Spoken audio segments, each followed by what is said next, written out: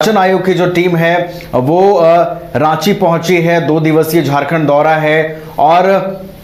निर्वाचन आयोग के इस दौरे पर 5 समीक्षा बैठकें जो है वो आयोजित की जाएंगी। विधानसभा चुनाव की तैयारियों की रूपरेखा जो है वो कैसे तय की गई है और तैयारियों को कितना पूरा कर लिया गया है, इन तमाम चीजों को लेकर जो चुनाव आयोग के वरीय अधिकारी हैं वो तमाम चीजों की समीक्षा करेंगे। मदन, अगर हम बात करें चुनाव आयोग के दौरे की, तो मुख्य रूप से ये दौरा तैयारियों को लेकर है। क्या लगता है इस दौरे के बाद, इस समीक्षा के बाद कब तक चुनाव की तारीखें घोषित हो सकती हैं?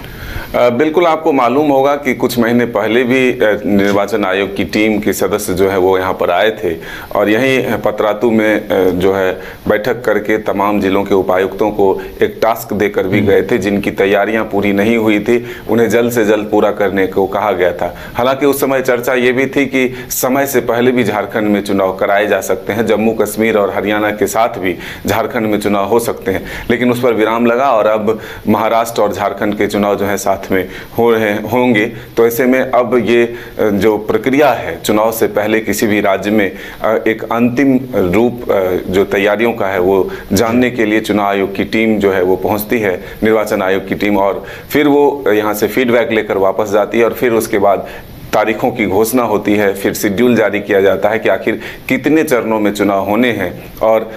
किस तरह से चुनाव होने हैं, कौन कौन से क्षेत्र में कब चुनाव होंगे। तो इस पर एक विस्तार से फिर जानकारी प्रेस कॉन्फ्रेंस कर जो है निर्वाचन आयोग के द्वारा दी जाती है। लेकिन आज जो 2 दिवसीय दौरे पर भारत निर्वाचन आयोग की टीम, मुख्य आयुक्त और उनके 2 जो सहयोगी आयुक्त हैं वो जब पहुंच रहे हैं तो यहाँ पर प्रशासनिक अधिकारियों के साथ साथ राजनीतिक दलों के प्रतिनिधियों से भी मुलाकात होगी। कई दौर के बैठक होंगे, 2 दिनों तक बैठकों का दौर चलेगा। और इसमें क्योंकि झारखंड एक नक्सल प्रभावित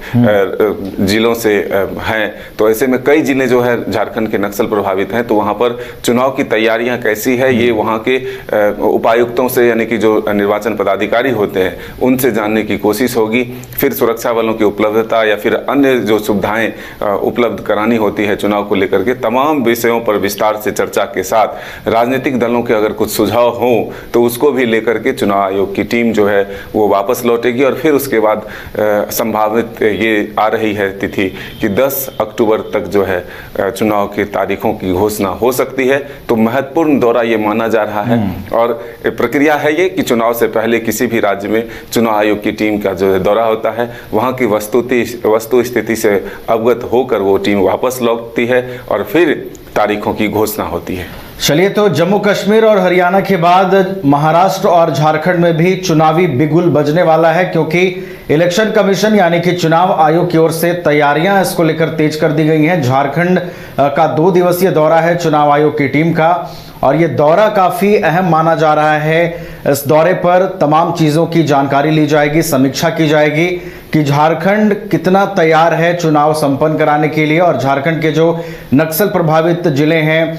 नक्सल प्रभावित जो बूथ चयन किए जाते हैं उन बूथों पर कैसी तैयारी है, वहाँ शांतिपूर्ण और भयमुक्त वातावरण में कैसे चुनाव संपन्न हो सके, इसको लेकर समीक्षा की जाएगी। कई तरह के दिशा निर्देश भी चुनाव आयोग की ओर से दिए जाएंगे। और अब बात करेंगे एक और